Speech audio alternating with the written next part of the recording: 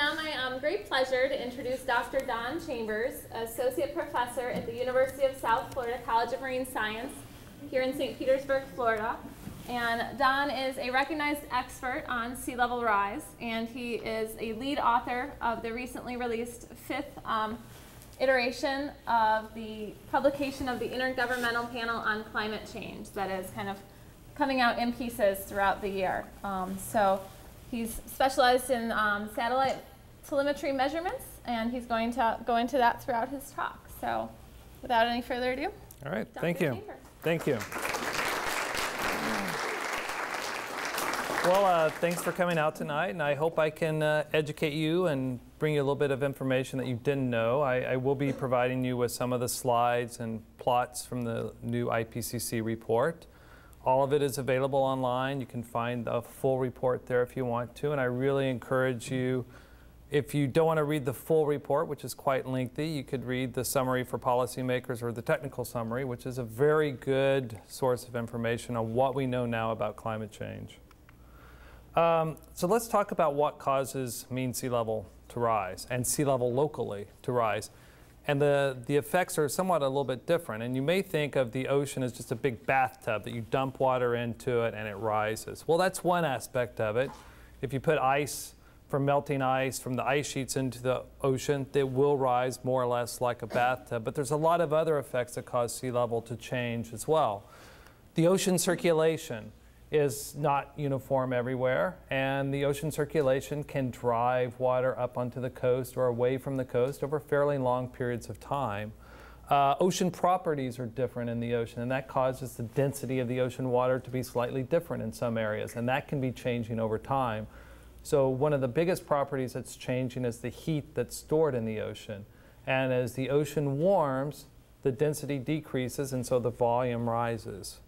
Other aspects that cause sea level on the coastline is what we call relative sea level change, is due to the fact that the land can be rising and falling. Earthquakes will do that, of course, very suddenly, but we also have a lot of very slow changes that cause the land to either rise or fall. If the land is rising, that's actually a good thing as far as sea level rise, because apparent sea level will be dropping if the land is rising very fast. That actually happens in a few places, mainly in Finniscandia, which is in the Scandinavian countries of Europe, because there was an ice sheet over there 20,000 years ago. It melted and the land is uplifting very rapidly, actually. But there's quite a few places with a lot of population where the land is actually sinking. Houston, Texas is one of them. New Orleans is another one. And mainly that's because we're pumping out groundwater. And so that compacts the soils, and so the land is falling. Another thing that happens when we pump groundwater out of the soil, it's been there for hundreds of thousands of years, sometimes millennia. We now bring it up to the surface, it evaporates away, goes into the water cycle, and most of it ends up back in the ocean. So we actually have a small contribution to sea level rise just from water being pumped out of the ground that's not going back in there. And of course, we have the ice sheets and glaciers that are melting and contributing volume of water. All right? And so it's all of these processes that we try to both measure and understand, and we need to understand those in order to make projections of sea level rise into the next century and even beyond. So the first thing we know about sea level rise is it just didn't start happening 100 years ago. It's been happening for the last 20,000 years, and in fact it's been happening cyclically for much longer than that. And this is part of a natural climate variation related to the orientation of the Earth and its pole with the sun. And the Earth cools and warms on very natural cycles, okay? And so 20,000 years ago, there was an ice age. There was a large ice sheet that covered most of North America, much of Europe, and it sucked out about 120 meters equivalent of water out of the ocean and stored it on land. When it started warming, as we entered what we call the interglacial, we started to melt that ice, it flowed into the ocean, and the ocean started to recover it up until about 8,000, 6,000 years ago, and then it was fairly steady. All that's melting were a few temperate glaciers in the in the equatorial tropical region that were still remnants of some of these ice sheets. Everything basically north of about 45 degrees latitude was still cold enough that it wasn't really contributing to sea level rise. And we have a lot of proxy data based on salt marsh records that can show that the sea level was fairly steady over the last 3,000 years. There's a combination of a lot of data sets in here of salt marshes. Salt marsh growth is very sensitive to where the tidal range of the water is. There's actually some information from Roman fish tanks in here and caves, speleotherms, and corals as well. But there's a fairly low rise of sea level over this time period, over 3,000 years, of about less than 1 millimeter per year. In the 1700s or so, we started putting out tide gauges in order to measure these tides, like these king tides and other tidal signals that we see in these pictures here. And those measurements were recorded, and over time we could actually see how sea level evolved in many cities in Europe. And here's two of them that are fairly long. They're some of the longest that we have. And you can see this fairly dramatic change in sea level in the 1800s.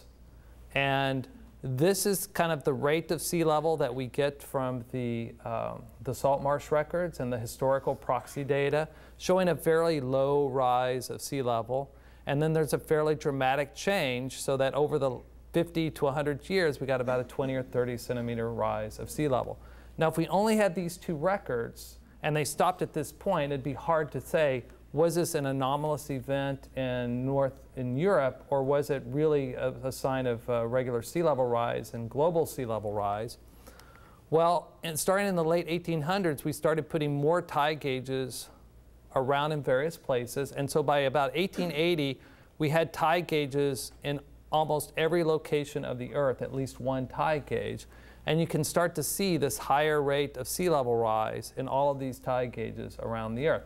So we have high confidence that there has been a global change in the sea level rise from the early 1800s to the late 1800s, based on these measurements. And here's a nice plot from the IPCC. This is from Chapter 13, which focuses particularly on sea level change in the report. And this purple curve here is one tide gauge reconstruction of sea level. Primarily up till here, it's that single tide gauge, which I showed you previously. And then starting around here, it's an average of multiple tide gauges. And then the other dots are these salt marsh record reconstructions of sea level. So what's important about this is we can confirm the sea level rise from tide gauges and more or less confirm the reconstruction from the salt marsh records where they overlap, and they also agree very well back here. And that gives us multiple lines of evidence that the sea level has changed dramatically in the 1800s to a much higher rate than it was previously. So now I'm going to kind of focus from what we know about what sea level has done over the last 200 to 3,000 years to start looking at the processes that are driving sea level change. That's impossible to do with just a single measurement of sea level from a tide gauge. What we need are multiple measurements so that we can start to see these processes that are driving sea level change. And so this is our current system. It really started in 1993 with the launch of a satellite called Topex Poseidon that measured the height of the satellite above the ocean. And because we knew where that satellite was very precisely, we could determine sea level and see how it evolved in time. And then it continued in 2002 and early 2000 with an autonomous system of temperature profilers throughout the world's oceans so that we could actually start to measure the heat expansion of the ocean much more precisely than we could before. And also this measurement here, which actually measures the time variable gravity of the Earth. So I wish I had that clicker now, because then I could ask you a question. Okay, I can ask a question. Raise your hands. How many of you people think that gravity is constant? Don't.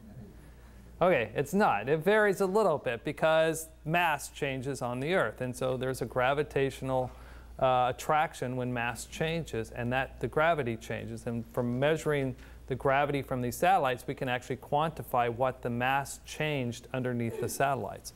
And so one of the biggest sources of that is ice that's on land going into the ocean. So essentially, by using these satellites, we can weigh the ocean and weigh the ice sheets and see how much they've lost mass or gained mass.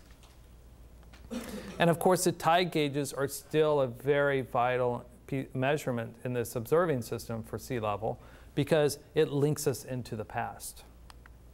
All right, so here's the altimeter that I talked about. And really, there's two measurements on it that are vital. The first is the range measurement, which is kind of like this laser that I'm shooting here at the wall. It shoots a microwave signal to the wall, it bounces off and comes back to an instrument, and we measure the time of flight. And from measuring that time of flight, we know how far the satellite is above the Earth's surface. And we can measure that to about a millimeter or so. The problem is that if we don't know precisely where the satellite is, that's meaningless. If we only know the satellite to maybe 20 meters, then we only know the sea surface height to 20 meters. We have to know the position of the satellite very well. And when I started my PhD work in the early 90s, we only knew the position of the satellites to about a meter, so 3 feet. So it was really not really useful for measuring sea level. But over the course of my studies, we actually improved that to a level of 1 centimeter. So now we actually can start to make measurements of sea level to a centimeter level at one location, and when we average those, it even improves the accuracy even more.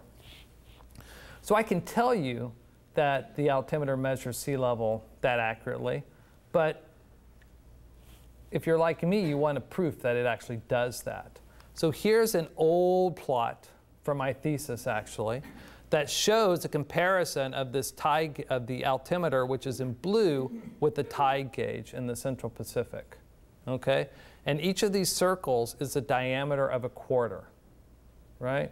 And so you can see that from about 1,300 kilometers in space, we're measuring sea level to almost the same precision as a tide gauge on the ground. They differ by about 1 to 2 diameters of quarters. It's actually a lot better than that now, okay? And this is for a single area, a small little area about 100 kilometers in diameter. And if we can actually average those measurements a little bit better, okay, and this is a plot of the difference between the altimeter measurement of sea level and a tide gauge measurement at sea level at about 100 tide gauges around the world, you notice now that the difference is about plus or minus 10 millimeters. So that's about plus or minus 1 centimeter, okay, maximum.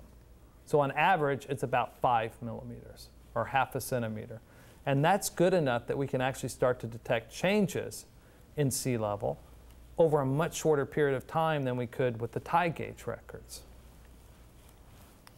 And so this is a plot of global mean sea level since 1993 from the satellite record. We've had a series of satellite missions that go up so that we can keep a continuous measurement of the sea level change. You can't really see the individual points here, so I've created a smoothed version of it. And there's multiple satellites here, so this is TOPEX. This is JASON 1 over this time period. And then JASON 2 was launched in 2008, okay? And it's very clear this rise in sea level over even just this shorter period of time. And in fact, it's been rising a little bit faster than it has over the last 100 years or so. So over the last 100 to 125 years, the average has been about 1.8 millimeters per year. Over this 20-year time frame, close to 20 years now, it's about 3.3 millimeters per year. Now, so the question you might ask yourself, so has sea level increased again, right? We saw this change in the 1800s. Has it increased again? Well, it might have. It might not have. It's still kind of a question we're debating. And part of the reason is that there's a lot of natural variability in sea level. And a lot of it has very extreme changes in sea level that oscillate or vary over time. We call them multi-decadal variations. And so here is the sea level record, this time period here. And so this plot is showing the rate of sea level rise in 18-year increments or 20-year increments over time, okay? And so this is the altimeter measurement. And this is 3 different examples of averaging of tide gauge records. So there's multiple different ways, statistical methods you can use to average a tide gauge record. And these are 3 commonly used methods to do that.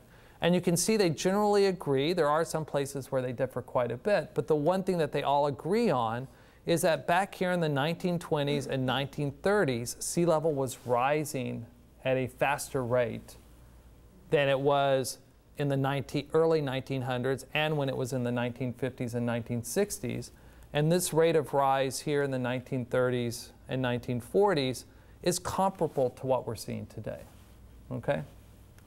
And so because of that, we actually cannot conclude just from this evidence alone that sea level has accelerated or changed again. It very possibly could be one of these multi-decadal variations. And this is something else we have to worry about for projections of sea level rise, is it's not just a straight linear trend.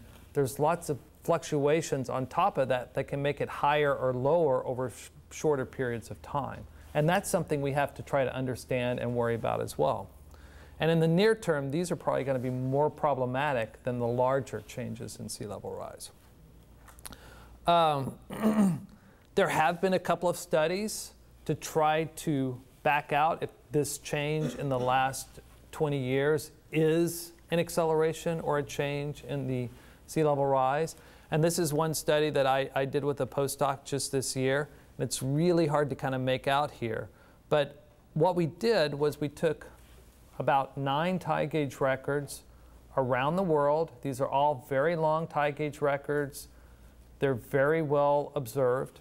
And we computed rates of sea level rise over 60-year intervals, okay, and looked at the difference between them. So if there's a difference in the sea level rise between one 60-year period and another 60-year period, it'll show up as a value here, all right? And so you could see here with the raw data, this kind of low rises of sea level from one period to the next, and then a higher rise of sea level from one period to the next. So this looks like an acceleration, that sea level may keep going up and up and up. Well, if we remove a statistical model of this natural climate variability that causes this multi-decadal variability, we actually find that this signal right here goes closer to 0. It's basically indistinguishable from just a regular linear rise in sea level. Except right around here in the last bit of the record, this is significantly different than 0, which means that we cannot explain this slight rise here at the end of the record being caused by natural variability, changes in winds, changes in natural climate variations. And so this is one hint that this recent acceleration or recent change may not be part of this natural variability that we've observed before. The other thing that we can get from satellite measurements is we now have a better feel for the patterns of sea level change. So when we talk about global mean sea level rise, that's really kind of an average of this plot, right? And you can see there's very few places where the mean actually falls. I've put the mean right there. So all these yellows are kind of mean, right? So most of the Atlantic has been rising at the mean sea level, but you notice part of the Atlantic hasn't, okay? This is due to an ocean circulation change. The Gulf Stream has kind of shifted its location, which causes a change in the sea level. But the thing that really sticks out to you probably is this difference between the West Pacific and the East Pacific. And we've been observing this for like the last 15 years or so, and every year we think, oh, it's going to go away because it's related to a climate phenomena called El Nino, but it never went away. It just kept staying there and staying there and staying there. And so finally, several of my colleagues really started looking at this and trying to understand what was driving this change. And they first tied it to the winds in the Pacific. And so what's happened is that the winds have increased their strength blowing this way. And sea level has changed at just the same amount because it's blowing the water that way. Okay? And at the same time, it's blowing the water from the eastern Pacific. There's also property changes in the water, more heat stored, salinity changes as well. But to a first approximation, it's because the wind change that caused it. And this is a nice plot from one of my colleagues, Mark Merrifield, showing that. So in the black is an average of tide gauges in the Western Pacific, right? He's removed the long-term trend from the data, all right? And here are the winds, the wind speed, right? And so you can see that it was fairly stable, and because it's 0 here, that means it was just kind of following the long-term rise of sea level. And then it suddenly shot up here, starting right when TOPEX was launched, actually. And that's just because these winds changed.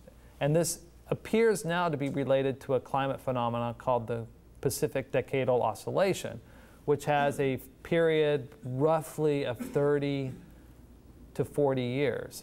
And so it's very likely that this is going to change soon, and it will go where now the West Pacific will start to drop in sea level, and the west coast of the United States will start to rise in sea level much faster than it has been. So I would expect in the next 15 years or so that there's going to be a lot more coastal flooding in Southern California because of this type of signal. So let's talk about these other measurements that we have, the temperature measurements. The reason that temperature is important is because it is this one component of sea level rise, the heat capacity of the ocean. And you can see that in the 1950s, 1960s, 1970s, we really did not have a whole lot of observations of temperature because it's very expensive to go out and make a measurement of temperature in the ocean, right? Especially a measurement of temperature at 300 meters depth or 500 meters depth, okay? In the 1970s, some cheap, fairly inexpensive instruments were designed that could be placed on merchant ships, and they could cast these off on a regular basis and make these measurements and report them back to the scientists in the United States. So they didn't have to pay for ship time, they just had to pay for a tech to go out and put this instrument on it. And that reduced the cost of making these temperature measurements. And so that's when you start to see this increase in temperature measurements starting in the 1970s, 80s, 90s. And then in the 2000s, there's a new development, and I'll talk about it in a few minutes, of these autonomous measurements that actually go a lot deeper than 300 meters depth. And so from these measurements starting in about the 1970s, we can actually start to measure how much heat was stored in the ocean and what its contribution to sea level rise was, right? So the reason that the ocean is important, heat capacity of the ocean is important for sea level rise, is when there is an imbalance in the Earth's climate and the Earth is holding more heat in, almost 90% of it goes into the ocean. Okay, it's actually closer to 93 or 94%. So if you think about global warming, a lot of you probably think about air temperature increasing, right? Talk about a 1 degree C change in air temperature. Well, that's a big temperature change, but really only about 1 or 2% of that excess heat of the Earth is holding is going into the atmosphere, right? So much smaller temperature changes are occurring in the ocean, but it has a much more higher capacity to hold heat. And so we can actually measure that. And what does this imply about the imbalance of the heat of the Earth? Well, it's a little bit less than 1 watt per meter squared of heat imbalance in the Earth, meaning the Earth has to be holding heat, right, of a little bit less than 1 watt per meter squared. If the Earth were not holding heat, we would not be storing heat in the ocean. There's no physical way for us to be holding heat in the ocean. There has to be more heat coming in than going out to the Earth system. So 1 watt per meter squared doesn't sound that much, but I tried to put it into a perspective that you might think. So you're probably all familiar with the 60 watt incandescent bulbs. Those are very inefficient, which is one reason they were recently outlawed, right? So you can't buy them anymore, so they generate more heat than light. And if you look at the amount of heat that a 60 watt light bulb puts out and kind of spread it out over the entire surface area of the Earth, it's the equivalent of every man, woman, and child on the planet, about 7 billion people, holding one of the 1,300 of these bulbs and operating them non-stop since 1971. Okay? That kind of gives you a feel for how much energy and heat has been stored in the ocean. And so we can actually convert that into the sea level rise because it's a fairly simple calculation of the heat can be converted into density, which can be converted into sea level rise. And so we can measure the sea level contribution in the upper ocean to about 700 meters depth, and then below 700 meters depth. There's a lot fewer measurements below 700 meters depth, but the physics of the ocean helps us use those measurements because you don't have to measure. There's not a lot of changes seasonally over the deeper ocean, so we only need a few measurements in order to really back out what the heat capacity of the heat storage of the deep ocean is. And so you can see the deep ocean has been warming just barely significantly. The upper ocean has been warming quite a bit. Okay, it's about 0.6 millimeters per year of that 1.8 millimeters per year I quoted you. So it's about 30%. Okay, and here you can actually see the relative sizes between the sea level rise from tide gauges measured back to 1971 and also this thermal expansion or the heat storage of water. And so the missing difference there has to come from somewhere else, right? The only other place it can come from is from ice sheets melting or glaciers melting. The problem is we really didn't have good measurements of the ice sheets up until about the mid-90s, and we have some measurements of about 4% of the world's glaciers, okay?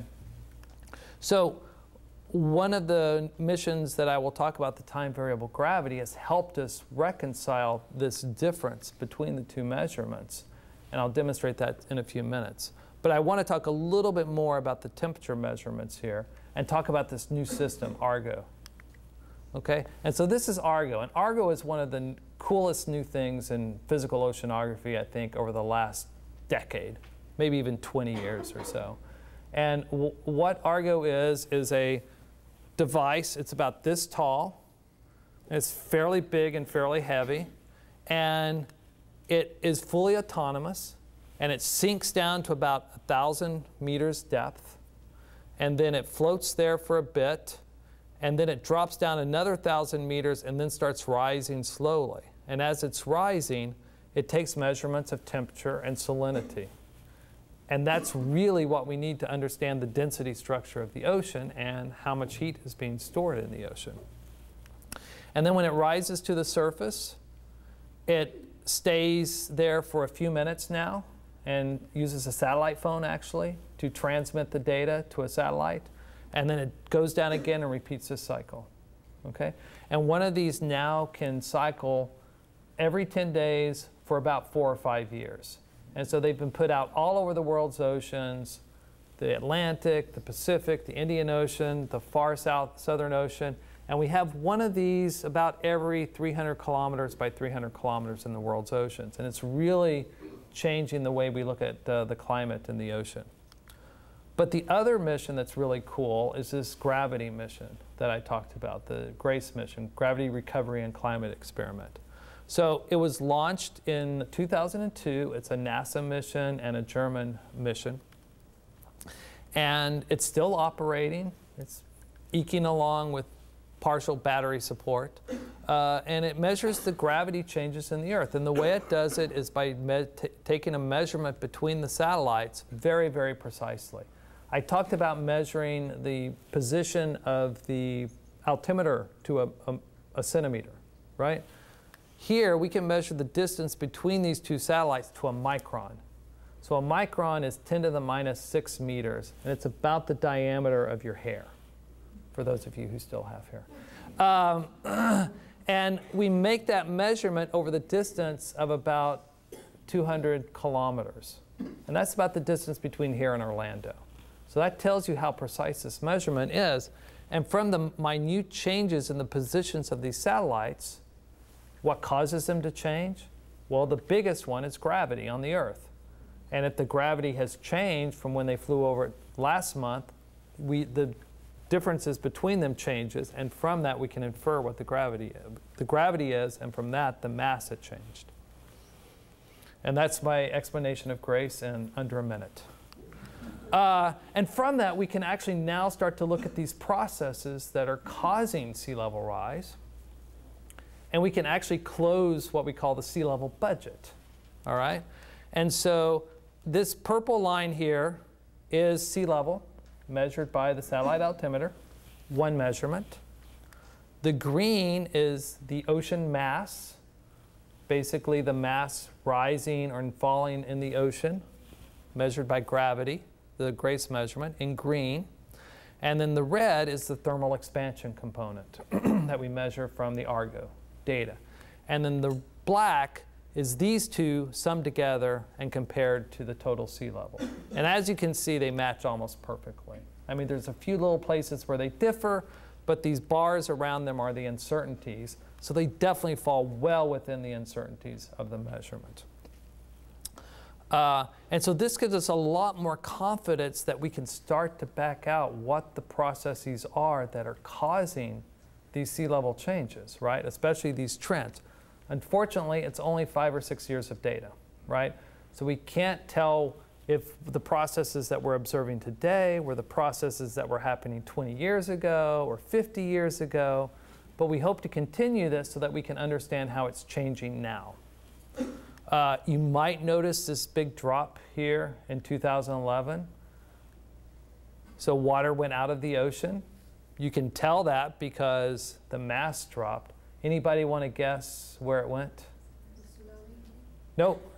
That's the question. That's what everybody says now, the tsunami. No, the tsunami will only redistribute water. It doesn't take water out of the ocean. Any other idea? And don't you answer, Jenny. What? Evaporation. Evaporation, but where did it go once it evaporated? All the hurricanes. It rained, and it rained over Australia. It was mainly Australia is where that water went. And the central part of Australia is basically doesn't drain to the ocean. And it formed a very thin inland sea over Australia until it evaporated away. There's a really nice paper that was published just this year on it. It's amazing. It was just a freak weather occurrence. It took all that water out and dumped. If it had gone anywhere else, we wouldn't have seen that drop in sea level. That's why I love this job. It's fascinating. Did all evaporate, or did it go into the ground? Some of it went into the ground, but most of it evaporated because it's come back up to where it was. And so we have this time series now of the total sea level from altimetry. This is that same measurement from GRACE. And this is the same measurement from the Argo data. All right? And so we can't really tell the contributions to sea level for the mass component independently before 2002. We can tell it from the difference between this and the thermal expansion that I already showed you. But right now we can actually start to quantify the various contributions to the data. Right? So here are the trends.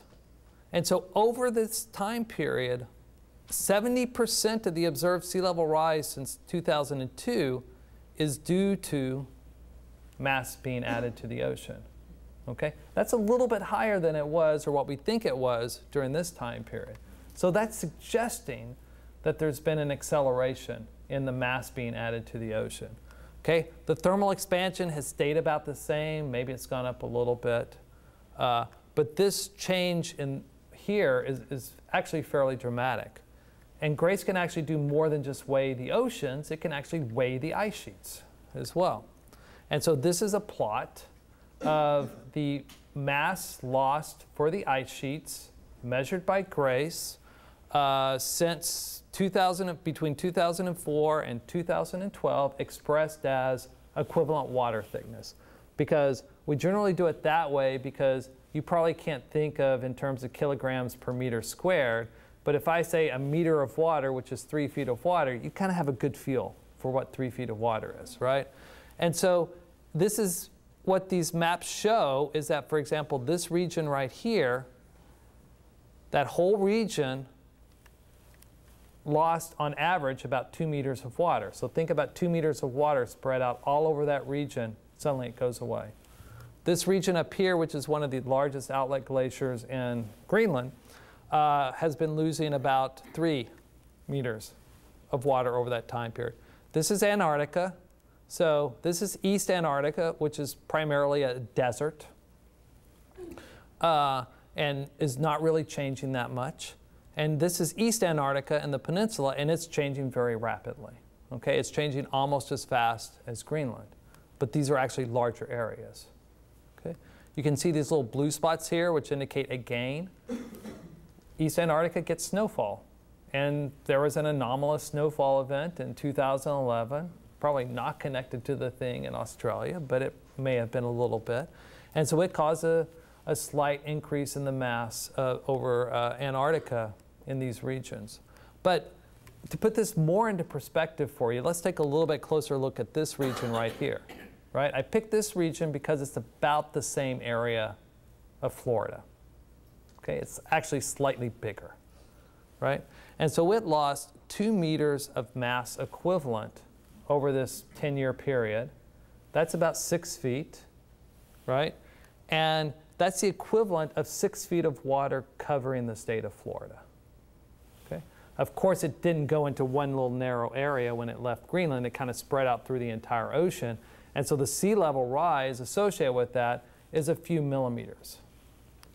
And we can actually quantify that and measure that. And here is Greenland and Antarctica averaged over each of those areas. And you can see the large loss. Here it's expressed in cubic kilometers of water, okay? And it's about 2,000 cubic kilometers of water total lost over this time period from Greenland, and about 1,500 from Antarctica, okay? That's equivalent to about 12 millimeters or half an inch of sea level rise in the last 10 years. But one thing you may notice is this line that's fit through here, this dashed line, is not straight. It's actually slightly curved, which means it's getting faster at the end of the record than it was at the beginning. And this is actually statistically significant. It's clear that there has been an acceleration in the ice sheets over this time period. The problem, though, is whether it will continue. Okay, so that gets us into predicting sea level rise. Okay, so in order to predict sea level rise, we need to do several things. We need to predict thermal expansion. Okay, we need to put in a heat imbalance into the ocean, drive a climate model, see how much the ocean will expand because of that. That's fairly simple to do, and it's actually kind of limited. Okay, you cannot heat the ocean too much and raise sea level too much over a short period of time. 100 years is a short period of time. And so at the most, that'll be about 30 centimeters, so about a third of a meter. Okay? It's this predicting interannual variability that I talked about previously, like that big rise in the Western Pacific. We also need to do that, okay? Because that's going to make sea level rise faster or lower at some periods of time over the next 100 years. That's pretty difficult to do. That's probably one of the things we're least certain about in this process, okay?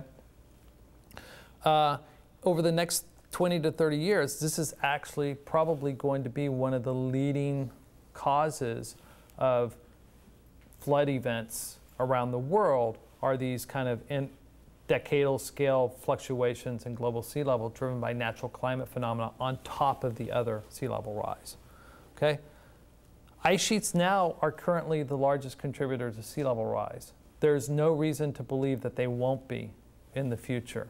And in fact, over time, we believe that they will get larger and larger contribution to sea level rise. So by about 2050, we fully expect that they will be larger than either of these combined. Okay? The problem, though, is will they continue to accelerate? Right? We fully expect them to keep continuing at the same rate, but will they accelerate and be losing mass faster and faster over time, or will it decrease? In fact, lots of observations of these glaciers have shown that they will accelerate for a brief period of time until they reach a new stability, and then they will kind of slow down their discharge of ice. Okay? We can't really model that very well. We have some rough estimates of it, but we don't have a lot of good models of it. So a lot of it is kind of a back-of-the-envelope type of calculation, I would say, for that. And that's important because West Antarctica holds 3 meters equivalent of sea level rise. Okay? And Greenland has about 7 meters. I didn't mention East Antarctica. It holds about 80 meters of sea level rise equivalent, but it's not likely to be unstable for thousands of years, even in a most intense warming scenario. The ones we really have to worry about are West Antarctica and Greenland. And we probably wouldn't even lose Greenland over the course of, a couple of hundred years with a lot of warming. West Antarctica, that's within the realm of possibility, actually. So anyway, I'm talking about projections, and I'm going to explain where the AR5 report has modified the AR4 report based on our newer understanding. So this is from the report in 2007. And this is kind of, you've seen these curves before, and this is the projection to 2100. And so the range is about 15 centimeters to about 40 centimeters. And so that's kind of the lower range and the upper range. And so the lower range is just basically taking the rate that we see now and extrapolating it, assuming no acceleration, no change. And then the upper range is based on what we call process-based climate models and the average of those to kind of get a feel for what the thermal expansion could be in various warming scenarios and things like that. But one of the problems is that it did not include any rapid ice changes in Greenland or Antarctica because we just really didn't know how to quantify that 5 years ago.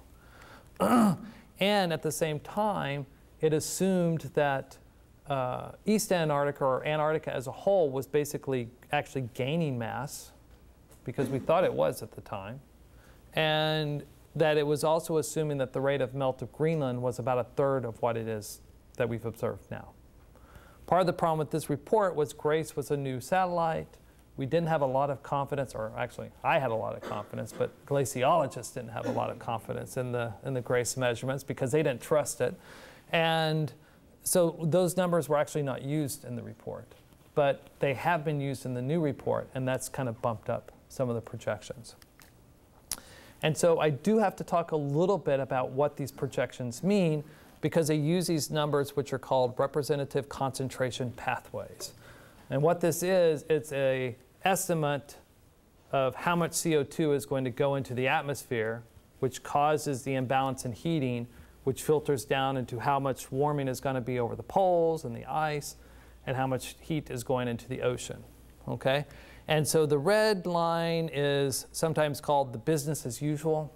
If we keep burning oil at the rate we are, population keeps growing the way we think it's going to grow. It's probably not an extreme value, the way things are going now. And then the other ones are various scenarios if we start to curtail carbon dioxide. Okay, if we start to mitigate it, start to reduce the amount we put into it. And so one of these is it goes up and then we start reducing it. And the other one, we kind of reach a new stabilization about 2050. And then the other one is we reach a new stabilization around 2080. And we just wanted to see what the effect on the sea level rise would be from these various projections. And here's kind of the result that we get. Okay. And so they've broken this up into the surface mass balance and the ice dynamics. Okay, so when I was talking about Greenland and Antarctica before, I was talking about the mass change. Okay, and that's a combination of both of these. And so you may wonder why Antarctic surface mass balance is actually showing that sea level will be dropping. Well, that's only the precipitation and evaporation over Antarctica. And a lot of the climate models predict that even though West Antarctica is going to be losing mass and melting, East Antarctica is still going to be growing because there's going to be more snowfall over East Antarctica. And it's still going to be cold enough that none of that's going to evaporate away. And so this is really the new contribution for the AR5 report is this piece right here, this rapid dynamics of the ice sheets. This is basically glaciers accelerating, calving off more ice as the icebergs, ice shelves collapsing, things like that. But I do want to point out that this is a fairly conservative number, right? This is the number that all of the scientists could agree on in the report. There were several that wanted a larger number, right? Because they made arguments that this was underestimating the result. But this is the number that they could all agree on. Yes, it could be within this range. There are some studies that suggest it could be a little bit higher. Okay, and so this is the total range, and this is just for one of those RCPs. Here's a nice plot showing for all the RCPs. So the two are, this is the first one, this is the lowest one. This is basically if we stop burning fossil fuels in the next 10 years and start to really control it and get the CO2 in the atmosphere down to a level below what it is today by about 2060, okay? So if you believe we can do that, this is probably what sea level rise will be. But if you believe that we're going to continue burning like normal, it's probably going to be somewhere in the range of about 0.5 meter to about 1 meter by 2100, okay? And this is the range. And so the uncertainty is we can't tell based on these models, because errors grow as you go out in time, exactly if it's going to be on the low end or the high end. But every single sea level scientist that I know, if you ask them if they were going to take a bet, if it was going to be on the low end or the high end, they're predicting the high end, and I am too. I mean, I believe it's closer to the mean or the high end than it's going to be on the low end. All right.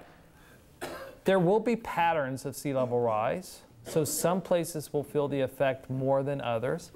Part of this is due to the fact that as we're losing mass from the Greenland and Antarctic ice sheet, sea level will actually drop near there because there's no longer mass pulling the ocean back towards it. It's a gravitational effect, actually.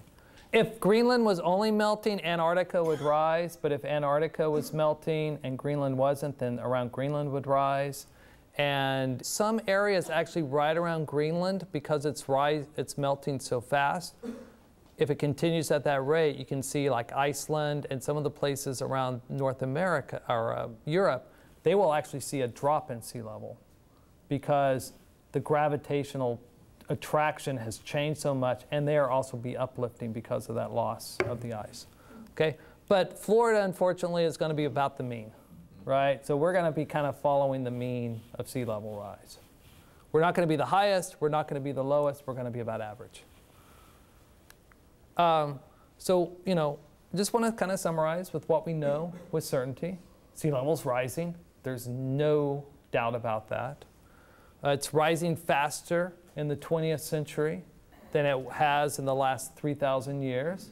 We know that with certainty. Regional variations can be significantly larger than the global average for periods of many, many decades, at least 10 or 20, maybe even more. And ice sheets are losing mass at an accelerating rate since 2002. All those things we know with certainty. What do we still need to know in order to make better projections? Okay? And I fully predict 5 years from now, when the next IPCC report comes out, the projections will be less uncertain and will probably be a little bit higher, right? Because we have a lot more understanding of the processes that go into there, I hope. So it's really, for the global mean, it's all about the ice. We need to know what the ice sheets are doing.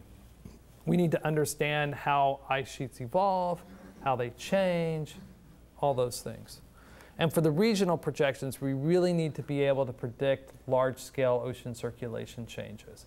And right now, we can do it with some process-based models, but they're very computationally expensive. Climate models are very, very large scale, and right now they tend to underestimate the size and the frequency of the sea level variations at the coast. So until we can drive a climate model at the same resolution as we can a general circulation model, we can't really meet this goal, right? All right, so I'm going to end there, but I will take any questions if you have them. None of the ice sheets, glaciers are growing. There's some local growth. There are, well, you've got to be careful about, always got to express that in terms of a time scale. So for the long term, no. None of them are growing except East Antarctica. It's stable. If you're looking at it over time periods of maybe 4 years, 5 years, 6 years, yes, you can have some growth for a little bit and then some decrease. But overall, they're all decreasing. Right. Is the rapid melting of the glaciers affecting ocean currents? And will it? Yeah, it will. It's hard to tell if it has yet. It will affect currents in different ways. So the one that you're probably thinking about is what we call the Atlantic meridional overturning circulation, which is responsible for bringing heat from the south to the north in the Atlantic. And part of it is controlled by sinking of water in the North Atlantic. And so if the water becomes fresher, it becomes lighter and it won't sink. And there have been some studies that have detected changes in the water properties there. But as far as we can tell, and we have been making measurements over the last 20 years of the AMOC, it hasn't changed. It varies, but it hasn't slowed down. Right. Yeah. Do you expect any regional variation in Florida, like Tampa Bay versus Miami, the Keys, and so forth? So any regional variation in sea level rise over Florida is going to be driven by two things. Local subsidence of the land. And so places that are heavily populated and are sucking water out of the ground are going to be sinking probably. And so that will probably affect more Jacksonville and Miami than other areas because of the geology. And then the other thing is ocean circulation changes. So if the AMOC changes, that could cause a different sea level response around Miami and the Atlantic side than the Gulf side. But those are generally going to be smaller changes in the global mean sea level. Okay.